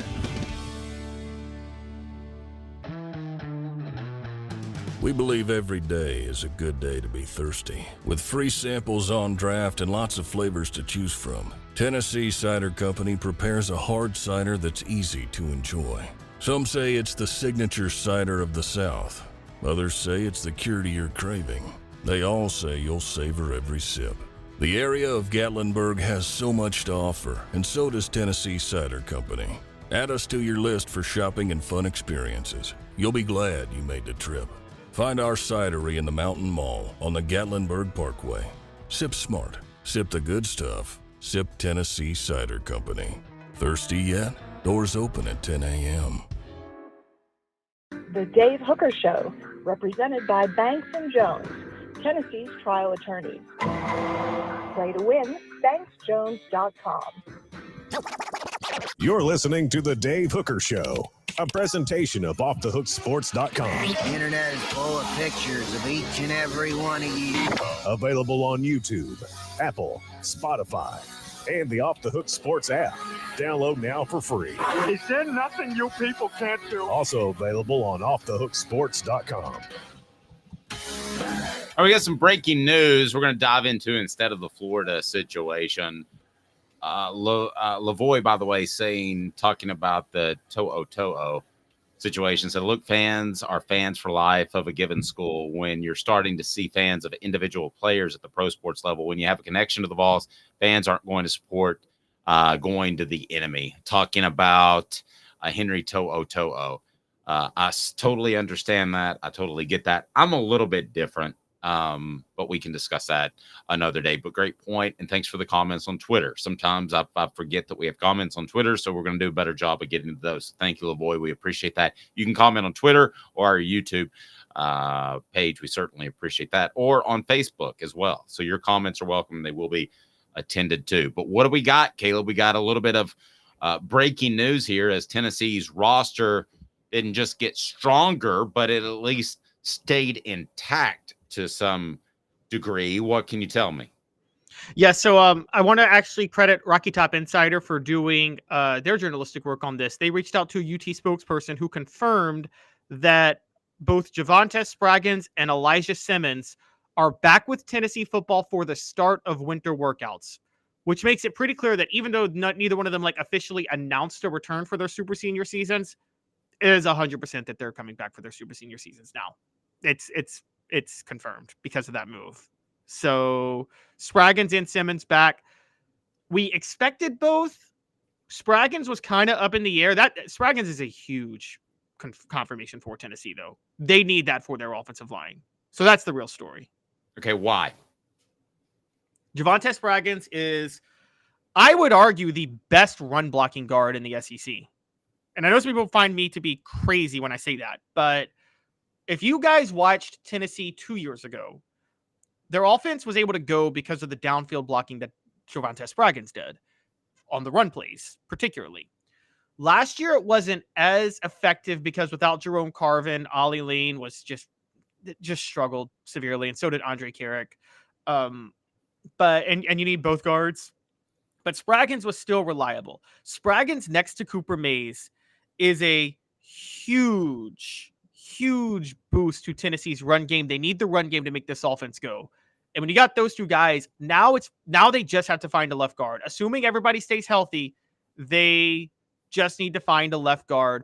We thought they were going to have to replace, Dave, you talked about it. You said, remember the start of 2023, we talked about how 2024 offensive line is a big concern. Well, all of a sudden, offensive line is no longer a concern for Tennessee, assuming everybody stays healthy. It's arguably a strength now, isn't it?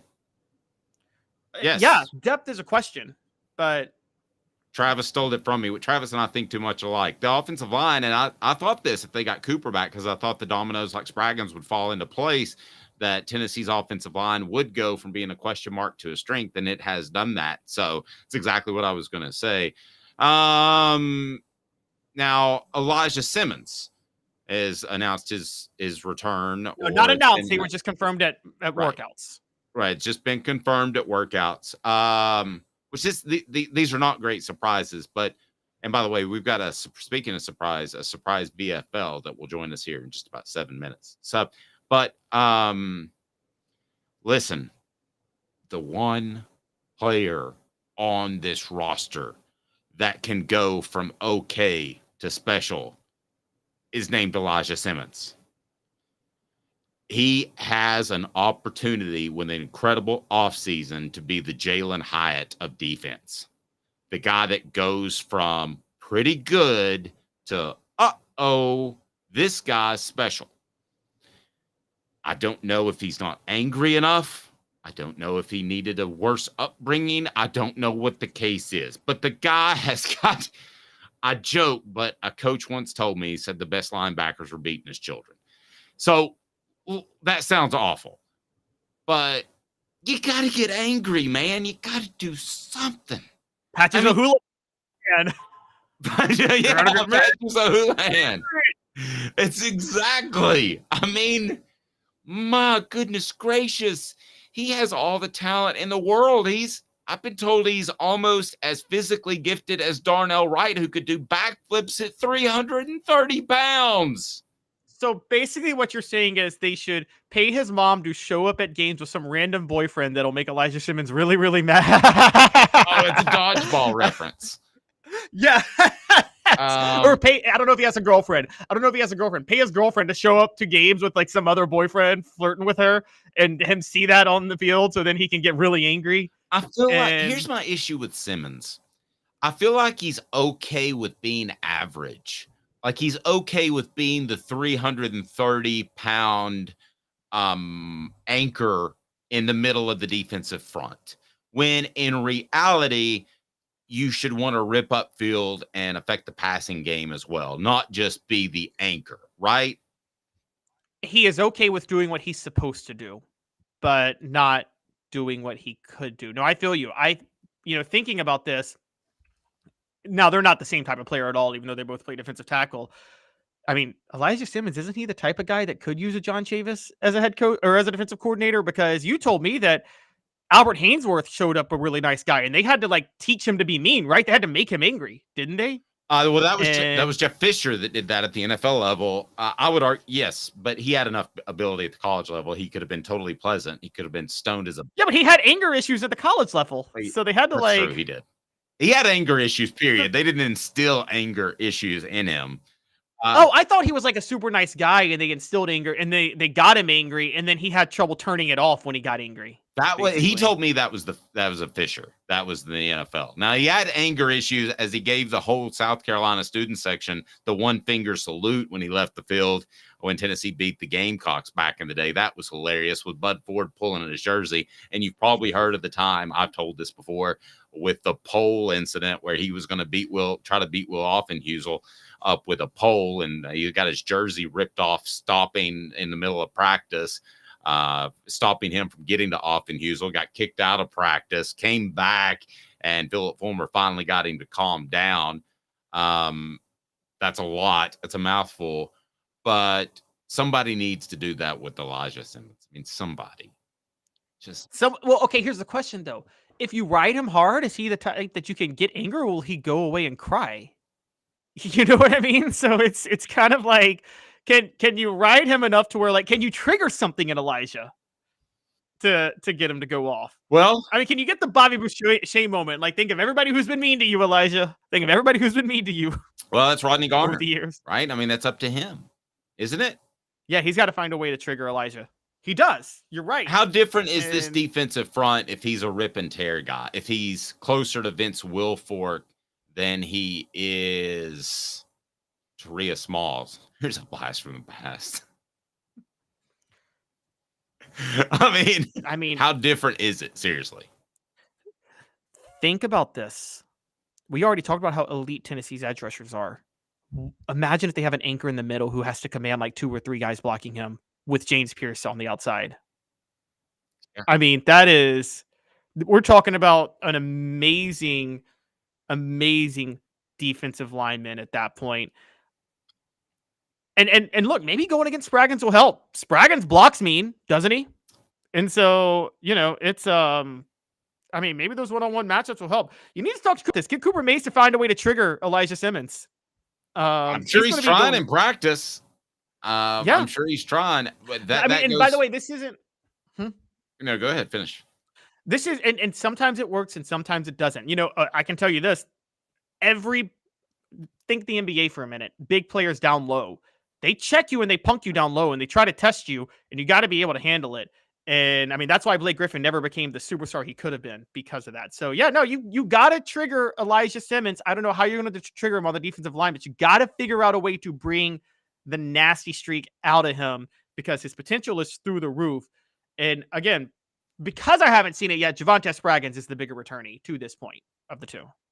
Agreed. But the greatest potential, I'm telling you, is not even close. It is Elijah Simmons. I was the first to tell you that Darnell Wright could be special. I was the first to tell you that I didn't think Joe Milton was quite ready or would be able to fill out Tennessee's offense. And I was also I think the first to tell you that Dalton Connect's the best scorer since Bernard King. And we're going to be joined by a special guest to talk about that in exactly 30 seconds. A VFL joins the program. We love that. 30 seconds. The show represented by Banks and Jones. Why Banks and Jones? Well, it's because they're Tennessee's trial attorney. You can play to win with Banks and Jones because they'll go to trial. You've heard of other lawyers. They say they'll go to trial and fight for you. They won't. They just want to settle. That's the easiest way out. Well, that's not Banks and Jones, led by T. Scott Jones. They won't settle. They'll go to trial for you. Tennessee's trial attorney. They play to win. Truly, Tennessee's trial attorney when it comes to criminal defense or personal injury. Why settle? It's Banks and Jones. T. Scott Jones. BanksandJones.com. All right, let's bring in Isaiah Victor now, who joins us. He's a little off center. We're bringing him to the left, and he's right there. I love this guy, Isaiah Victor. You've seen him on the Sports Source with John Pennington, and he's just a great overall dude. Isaiah, how are you, sir? Doing good. Thanks for having me, man. Hey, I appreciate you coming on. So I wanted to get your thoughts because I made this crazy statement that I think Dalton Connect is the best scorer since a guy named Bernard King. And I threw it at you, and I thought, man, he's going to be so mad at me because I'm throwing Chris Lofton under the bus. I'm throwing all these other guys under the bus. And Isaiah says, you might be right. Isaiah, tell me, why Dalton Knecht may be the best scorer since Bernard King.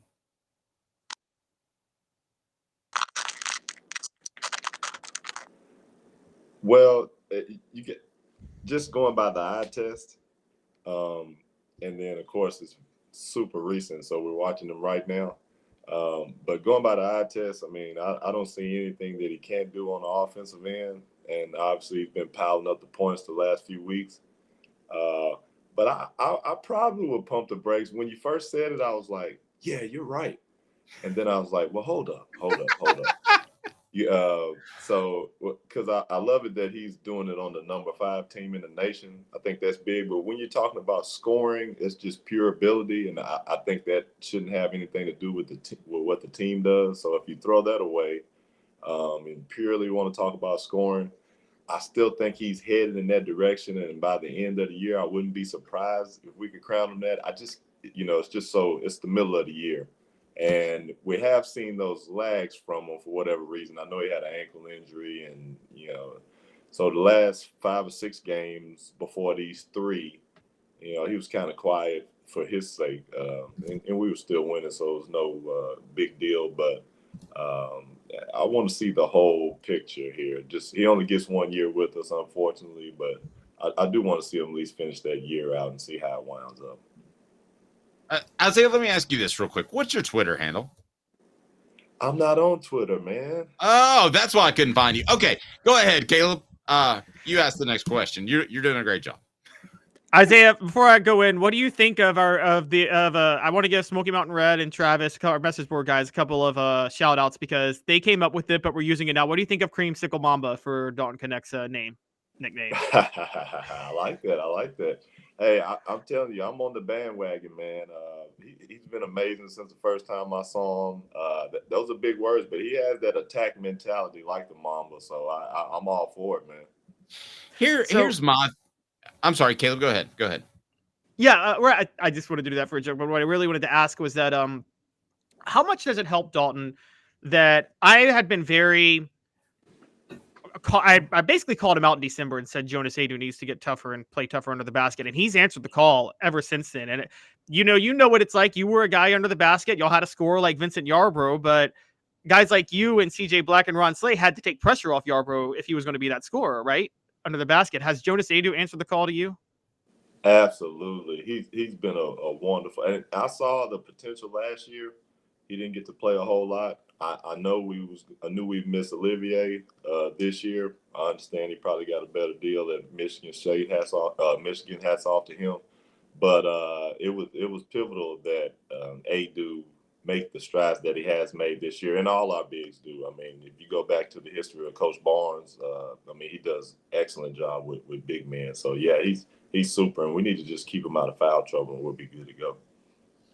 The thing that I think is most exciting about Tennessee's basketball team that you couldn't say last year, I don't believe you could, is that there's a player who can go manufacture points. And Isaiah, if Tennessee is in any sort of scoring drought, and they have been under Rick Barnes fairly frequently, I think you can say, hey, you 4 guys come stand over here with me, and Dalton Knecht makes something happen. How often does that happen in basketball where you just give it to one guy and say the offense isn't working, we need you to manufacture points in an ISO? Not often, because there's not a whole lot of players that could actually do that. It's funny because I did my first Sports Source show of the year right before the Mississippi State game. Well, Knecht, he hadn't been scoring very much, but I knew in the beginning of the year he did, so I knew what he was capable of. And that day they asked me what was the biggest surprise or biggest plus. And I said it was having a guy like Knecht to where if the offense is not going well, we're not scoring, we have those droughts that, everybody knows about, that we could just give it to him and then he can manufacture the points. So, and then from there, it looks like we're doing it every week. So that's an anomaly to have a guy like that. I also said that you could throw the game plan away once someone scores 30, 40 points on you. That's just, you throw the game plan away after that. So it's a very good thing to have a player like that. I do think the better he gets with getting everybody else involved while he's playing point guard, basically, I think that'll make us a much better team, and then we'll be more. We'll probably do it a lot more often, put them at that spot more often if that's the case. Let me jump in here for a second, Caleb, if I can, with a follow. And that is, have you ever been around a player where a coach said, hey, go generate some points on your own, go do this, go get this done? Has that happened to you before? Well, it happens all the time, but they don't necessarily do it like that. They just call the plays out that that get you the ball in the right spots. That's what they do. And you notice with Connect, it's the high pick and roll that we're doing a lot when he gets in the game, because you can't push him to the right, you can't push him to the left. It's kind of hard to trap it since it's in the middle of the court. And then if he gets going downhill, it goes crazy. The last player I remember to be that way, especially in college basketball, was Heupel Holzclaw. It was giving the ball at the end of the game, and it was some play where they just spread their arms out like that, and it just means everybody get out the way and let them go score. So it's pretty awesome. Good reference. By the way, Isaiah, just wanted to bring up there's a bit of a connection. I'm very familiar with Hopkinsville, Kentucky, because when I was at Ridgeway in Memphis in 2004, Ridgeway played Hopkinsville in a game in football and just got draxed 27-0. But oh wow, okay, yeah, we've been down in football for a while, so it's good to hear about the glory days there, man. Oh, well. Okay, for the record, Powell High School got beat by a guy named Penny. And our Panthers had the lead at halftime, and Penny decided that he'd rather win. Penny Hardaway? Yes. Oh, wow. When he was at Treadwell? Interesting. I did not know that. Yes, he bounced the Panthers from the playoffs, and it was a sad drive home for the Powell Panthers. Yeah, so, I'm sure it made you feel better to see him go on and be an NBA Hall of Famer. And it's like, oh, okay, well, there you go. That's true. It was like 92, so I've moved on. Right. And actually, Isaiah was teammates with the next great player out of Memphis that followed that with Tony Harris. Isaiah, I wanted to ask you on a little. It's funny, you came in right as we were talking football a little bit about Elijah Simmons, but you guys, I'm sure, dealt with this in basketball too, particularly you as a post player under the basket. I know that part of being a great post player is you kind of got to be a little bit mean because people kind of want to punk you down low, right? Absolutely. And it's the same with defensive linemen in football. If someone's really nice but really skilled, how can you find that trigger to get them to be mean? Because I feel like, for instance, that's what's held Blake Griffin back his whole career, is that he can't get mean enough. Yeah, that's tough, man. That's more of a coaching question. But I tell you what point guards used to do. I had a point guard, Corey Alexander. He played at Virginia for a long time, and I played with him in the G League. What is the G League now? And he played for the Hornets for a little bit, but he would just come in and pick a fight with me every day at practice. So he said, man, and he told me at the end of the year, he said, I noticed that, sometimes you were kind of cruising, is what they call it, when you're cruising, kind of being softer, not being as physical. So with me, he knew all he had to do was challenge me or talk a little trash. And then next thing you know, I get mean. And so there's something that triggers everybody's mean streak, I believe. But it's just up to the coach or maybe a good point guard to find out what that is. Well, did you? There was one guy that I thought you had that maybe wasn't as mean as he could have been or aggressive, and that was Vincent Yarbrough, who I love, and I love his game. But there were times I thought he could have been more aggressive. Am I on point there, or am I off base? Yarbrough, he did a lot of work, man. He's one of the best scorers in history too. I believe the year after I left, he averaged over 20 points a game in the SEC. So it'd be hard for me to say that, but I can understand how it come across that way because he's such a smooth player. It looks, even when he's scoring 20, it looks like he's not even playing hard. So I think some people just have that demeanor. I know he wanted it, and I never really saw him. When I think of toughness, I think of guarding your man one-on-one, because that's like probably the hardest thing to do on a basketball court, especially post or perimeter, either way, just stand in front of your man. And I don't remember him getting beat a whole lot, so I couldn't put that on, but I do know how that could be viewed that way just because of how smooth and how effortless he made the game look. Great stuff, Isaiah. We'll look for you on the Sports Source, which is on WAT in Knoxville on Sundays at, I believe, 11 a.m. Maybe I'll see you in the studio at some point. Absolutely, man. Hope so. Thanks for having me too, man. All right, buddy. Have a blessed day. We appreciate you. He is Isaiah Victor with Caleb Calhoun. I'm Dave Hooker. I do want to get to this Gators chomp thing because, as Paris Hilton would say, that's hot. It is. The Gators are falling apart with NCAA issues. I haven't seen Vol fan for life there. Travis, I thought Yarborough was very good as well. I thought there were times in clutch situations that he didn't take the ball and run with it, so to speak. But let's talk Florida. The Gators have an NCAA issue, Caleb, and it goes back to the most embarrassing NIL issue that you could possibly imagine, and that is a player showing up on campus, say, hey, I'm ready to play. Oh, by the way, where's my NIL check? Oh, I'm sorry, you don't have one. That's essentially what happened to Jaden Rashada. Why is the NCAA involved? And I'll tell you why they should be involved. Go, Caleb. So the NCAA's letter was dated back on June the 9th, and it was addressed to school president Ben Sass and states the NCAA enforcement staff has begun an investigation. Names of investigators were redacted, and Rashada technically wasn't mentioned. But the NCAA asked the school not to conduct its own investigation and said it would notify the institution soon regarding the projected timeline of the investigation. This was last summer. It's the second NCAA investigation in 4 years for Florida. They were put on probation under Dan Mullen for a 1-year show cause for recruiting violations in 2020. And it deals with Jaden Rashada. Now, that's what we can kind of figure out. Basically, here's what's suspicious about it. Florida tried to keep this quiet. I don't know if you know this, Dave. The only reason this came out is because the Associated Press and the Tampa Bay Times had to get lawyers involved to file public request records under the Freedom of Information Act in October to try to find out that Florida was being investigated by the NCAA. So this looks, just on the surface, the fact that Florida tried to keep it quiet suggests that this is way worse than it just seems on paper, right? Yeah. Okay. So here's the way a FOIA works. It's a Freedom of Information Act. You send in and listen, I've had Tennessee drag their feet on these things before, but you send in a FOIA request of certain things and you get them.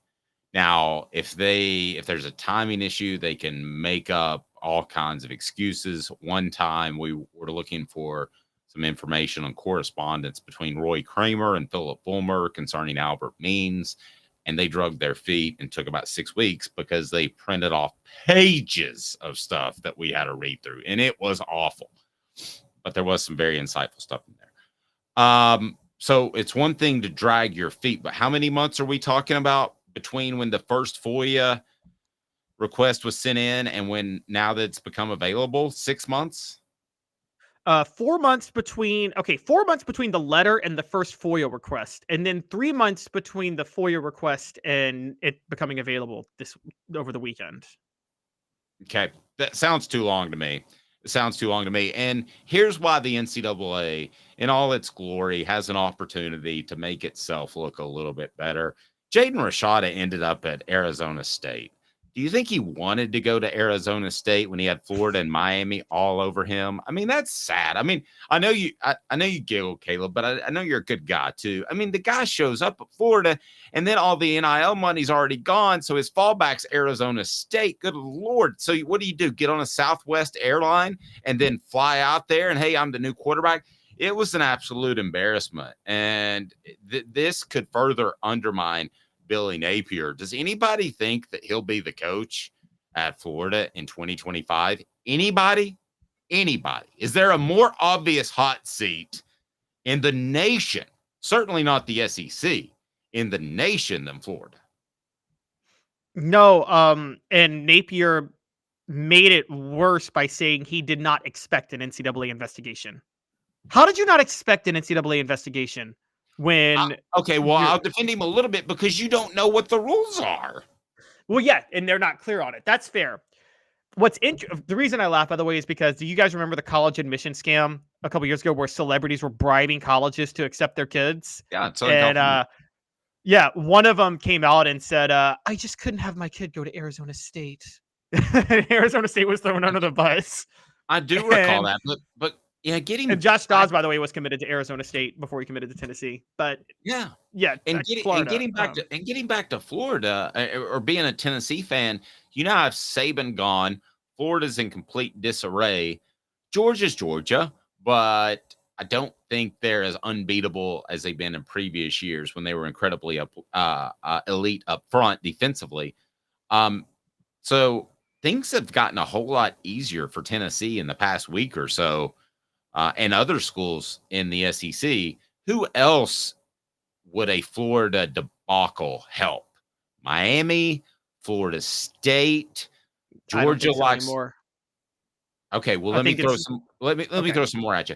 Georgia, they do like to recruit in that area. That's basically the reason they have the largest cocktail party. That and the boosters power that live in that southern Georgia area. They have that game in Jacksonville. So maybe it helps Georgia. I don't think South Carolina is in a position where it could help them in recruiting. So other than Tennessee, who does it help the most? Georgia, and actually it helps Alabama, who also likes to recruit Florida. I'm sorry. But Tennessee also plays them. I mean, when you combine that, does it help not anybody every year? more? They're not going to play each other every year in the future. I don't think Florida's an annual rivalry. I'll say this. This is what's so intriguing about this. Yeah, it's Georgia and Alabama, and here's why, guys. The ACC is, I keep telling y'all this, the deal is so bad. Florida State and Miami are going to fall so far behind, Dave. And Dave, I kind of think they're stuck in that deal. Oh my gosh. And I saw someone say USF. No, it's not USF. It's UCF. Central Florida benefits the most. They're about to be a bigger school in Florida than Florida State or Miami, a bigger football program than Florida State or Miami. They're in a better conference, and the payout's going to be good. Central Florida is a potential national title contender in 5 to 10 years. That good. I think it does help Golish with South Florida still stuck in the group of 5, though. That's true, but I mean, it doesn't hurt. It helps UCF the most, though. UCF is a Power 5 school now, and they're in a better conference than Florida State and Miami. UCF is going to be a better program than Florida State and Miami in 5 years. I mean, that's just a fact. Do you really believe that? Yes. And you can go by history, but Dave, don't forget, before Howard Schnellenberger at Miami was a laughingstock of a program in football. Florida State, Miami. Bobby Bowden was a women's school. Yes, exactly. Florida never won an SEC title. They almost disbanded football. I know you know this, but a lot of our listeners might not. Florida never won an SEC title until Steve Spurrier. What happened, and for those who don't know, Florida exploded in population in the 50s and 60s with the invention of air conditioning, and all those kids were 18. All the kids that were born after their parents moved there turned 18 in the 80s. That's really what happened in Florida. Well, you're now seeing UCF. I think UCF is going to end up being a better program than Florida State and Miami because Florida State and Miami are trapped in the ACC and they can't get out. They lock themselves into a bad deal with the ACC and they can't survive. And UCF is going to scoop up those players. And UCF, like Florida, is centrally located. So they can get South Florida and Panhandle talent.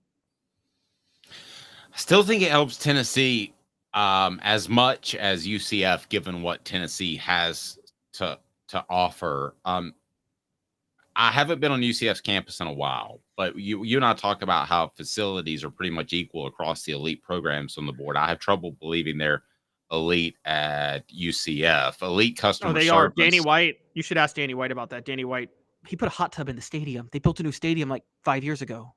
We're gonna talk about hot tubs in the stadium.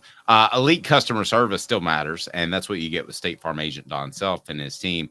They take customer service seriously. 423-296-2126. If you're in the Chattanooga area, it's right down below. Go to donself.net, donself.net. Don and his team will take care of you. He's been in business for over 40 years. Take care of him. So what else do the Vols need to happen? Kirby Smart to get hired by the Falcons? Is that pretty much it? Did that seal the deal? Make the trio? It certainly help. I want to get back to Florida real quick, though, with Rashada. Do you think Florida's going to get on probation for this? Do you think they're going to get a bowl ban? Do you think the NCAA is going to flex its muscles? No, because I don't think they have any muscles, but I think it hurts them enough in recruiting to get Billy Napier fired. That's probably. And do you think they kept it quiet because they didn't want to get hurt in recruiting? Do you think that was the biggest reason? Yes. I could see that. I mean, at this stage, this is. I mean, I think they probably tried to drag their feet till after the second national signing day would be my guess. We laugh at Billy Napier. We do, because he's not detail oriented. But Dave, can we be fair to him and say that you're only as good as the competency of your NIL collectives? And you talked about it 2 years ago. Florida had the most incompetent NIL collective ever put together. And it was actually because who was it you said? It was a former baseball player that we were talking about that kind of realized, like, because you were at SEC Media Days in 2022 before I joined Off the Hook, guys. And Dave came back and said that he had heard that Florida's NIL was totally incompetent and awful. And then one of my first mentions on the show, within a month of that, I said, well, according to On3 Reports, Florida's got an epic NIL collective. And Dave and I were both like, there's a gap here. How do they have a top 5 collective when you were at SEC Media Days, you were hearing it was incompetent a month earlier? Well, then we find out a former baseball player quickly cobbled everything together for them to try to run this collective, and basically reported that they had more money than they had. And they had not communicated properly. If this was a business on Wall Street, everybody would be going to jail for cooking the books. Basically. This is Wolf of Wall Street. Yep. He's Caleb Calhoun. I'm Dave Hooker. Off the Hook Sports. A Wednesday means Jimmy Himes, so be sure and join us. Hit that like button on your way out. Greatly appreciate that. If you haven't subscribed yet, do that. For Caleb Calhoun, I'm Dave Hooker. This has been a presentation